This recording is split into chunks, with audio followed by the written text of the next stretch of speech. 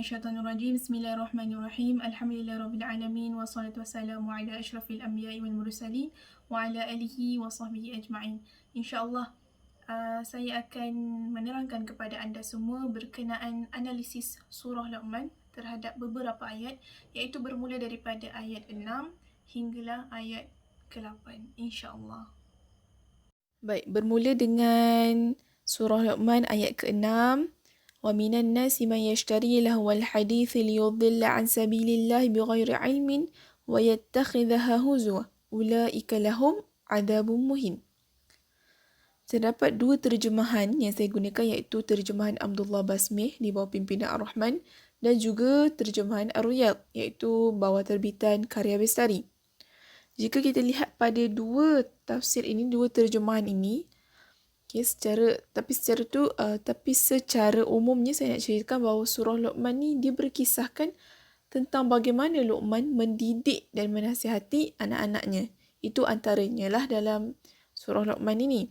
Kemudian kalau kita teliti secara terperinci, terjemahan kedua-dua kitab ini merupakan terjemahan yang sangat berbeza, sangat ketara yang kita boleh nampak.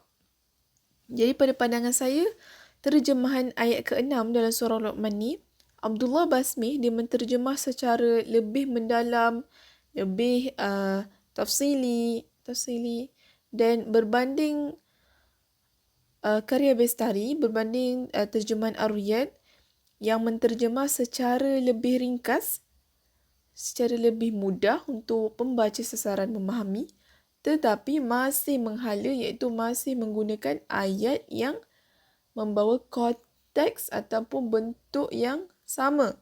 Maksudnya membawa maksud yang sama antara dua penterjemahan tersebut. Contohnya dilihat pada ayat may yashtari lahwal hadith, iaitu pada pimpinan Ar-Rahman bermaksud orang yang memilih serta membelanjakan hartanya kepada cerita-cerita dan perkara-perkara hiburan yang melalaikan. Sementara terjemahan dari Karya Bestari ada yang menggunakan percakapan kosong. Kat sini kita boleh nampak dua penterjemahan yang sangat ketara beza dia. Jadi kat sini kita boleh jelaskan bahawa pembaca ni sebenarnya lebih mudah memahami ayat yang diterjemah oleh terjemahan pimpinan Ar-Rahman. Ini apa yang pandangan saya lah. Yang mana terjemahan pimpinan Ar-Rahman ni dia menyampaikan maksud secara lebih jelas, lebih terang bagi tujuan ayat tersebut, apa yang nak dimaksudkan dengan ayat tersebut. Manakala kalau kita lihat pada terjemahan Karya Bestari, dia lebih kepada bersifat kias, bersifat majazi, bersifat kiasan yang mana hanya menyatakan percakapan kosong. Dan terjemahan tu kita dapat tafsirkan kepada pelbagai macam-macam pemahaman pembaca. Kita tak tahu apa yang pembaca faham dari segi percakapan kosong sahaja. Okay. Maka terjemahan ni akan jadi lebih baik sekiranya kedua-dua terjemahan menggunakan ayat yang tidak susah, iaitu menggunakan ayat mudah untuk dianalisis oleh pemikiran-pemikiran pembaca. Maksudnya untuk pembaca memahami ayat terjemahan yang cuba disampaikan dan mudah disuaikan jika kita tengok ataupun kita bandingkan dengan terjemahan-terjemahan lain juga. Maksudnya dari segi, contoh hari ni dia tengok terjemahan Ar-Rahman, esok dia tengok terjemahan Ar-Riyadh. Okay. Jadi bila dia tengok, dua-dua tidak memeningkan kepala pembaca. Maksudnya tidak lari jauh maksud antara kedua tersebut. Baik, begitu juga yang berlaku pada ayat وَيَتَّخِذَهَا هُزُوًا yang membawa maksud menjadikan agama Allah itu sebagai ejek-ejekan, dan dalam Karya Bestari membawa maksud dan menjadikannya olok-olokan. Kat sini apa yang nak disampaikan tu perbezaan antara ejek-ejekan dengan olok-olokan. Okay? Sama, iaitu ejek-ejekan ni dia lebih membawa maksud sebagai sindiran. Manakala olok-olokan ni dia lebih membawa maksud dijadikan hanya sebagai bahan mainan. Kedua-dua tersebut dia membawa maksud yang sama sebenarnya, tapi penggunaan dia tu kita boleh nampak beza dia. Jadi penelitian saya pada ayat وَيَتَّخِذَهَا هُزُوًا ni, kedua-dua maksud dia boleh kita gunakan.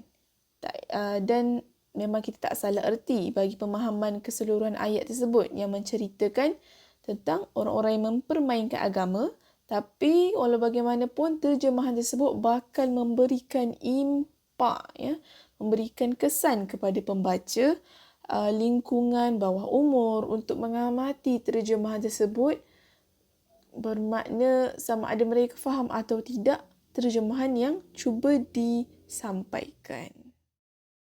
Baik, seterusnya kita lihat pada ayat ke-7 dalam surah Luqman.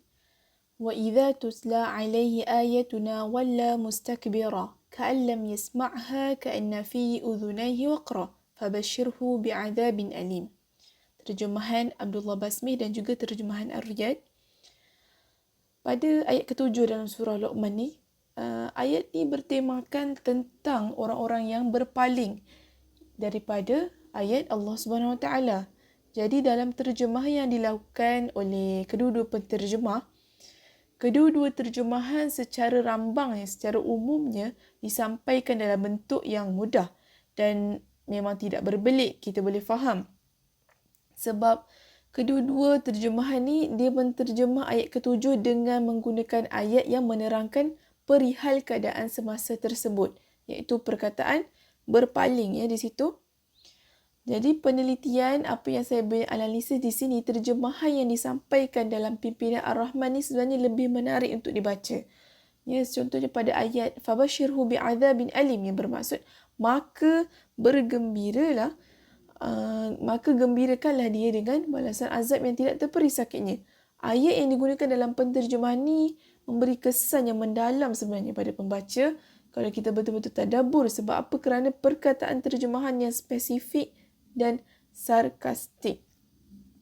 Walau bagaimanapun, ayat yang digunakan tidaklah sukar untuk kita nak faham.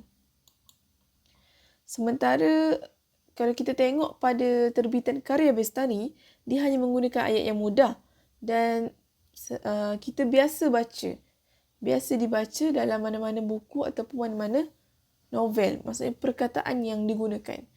Jadi di situ seharusnya kita buat perincian dulu, kita buat penelitian secara mendalam pada ayat yang mendefinisikan tentang manusia-manusia yang murka dan berpaling daripada Allah Subhanahu Wa Taala, supaya pembaca menjiwai dan merasakan takut melakukan perkara-perkara yang jahat, iaitu perkara-perkara yang tidak baik. Seterusnya ayat yang ke-8, iaitu ayat terakhir yang saya analisis. Innal ladzina amanu wa 'amilus salihati lahum jannatun na'im. Baik, ayat ke-8 ni dalam surah Luqman ni merupakan antara ayat yang pendeklah dalam surah ni. Selain daripada tu, ayat ni juga masih tak lari daripada kesinambungan ayat ke-7 tadi. Maksudnya ayat sebelumnya. Bermakna masih dalam tema yang sama. Jadi terjemahan yang dilakukan oleh Abdullah Basmi pada ayat ni lebih pendek sedikit berbanding dengan terjemahan terbitan karya Bestari. Kalau kita tengok tadi pada ayat 6, ayat 7, kebanyakannya pimpinan Ar-Rahman lebih banyak. Maksudnya dia lebih, penerangan dia lebih banyak daripada karya Bestari. Tetapi pada ayat yang pendek ni, ayat ke-8 ni, terbitan karya Bestari, terjemahan karya Bestari lebih panjang sedikit daripada Ar-Rahman. Tapi walau bagaimanapun, macam mana pun, terjemahan yang diterjemah dalam kitab Ar-Riyad lebih sedap dibaca sebenarnya dan lebih mudah dikuasai pemahaman terhadap ayat tersebut. Contoh kalau kita tengok pada ayat wa'amilus salihat, kedua-dua terjemahan dia menggunakan ayat terjemahan yang berbeza tapi membawa maksud yang sama. Pada pandangan secara secara umum. Jadi jika dianalisis secara detail, secara terperinci lebih mendalam, mengerjakan kebajikan tu pada pandangan saya kurang sesuai digunakan dalam menterjemah ayat tersebut. Ini kerana sebab kebajikan lebih bermaksud kepada sesuatu perkara yang dilakukan dan sememangnya membawa kepada arah kebaikan. Kalau kita tengok pada beramal soleh pula, iaitu yang digunakan dalam pimpinan Ar-Rahman, juga bermaksud seperti perkataan kebajikan, tetapi diperincikan dengan niat yang ikhlas dalam mengerjakan kebajikan kerana Allah Subhanahu Wa Taala serta mengikut cara ataupun syarat yang betul. Jadi sesuatu ayat tu sebenarnya dia memainkan peranan yang sangat penting terhadap pembaca.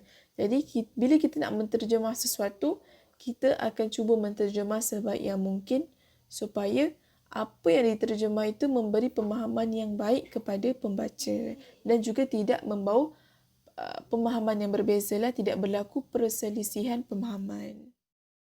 Baik, sekian itu saja daripada saya. Maaf atas segala kekurangan. Assalamualaikum warahmatullahi wabarakatuh.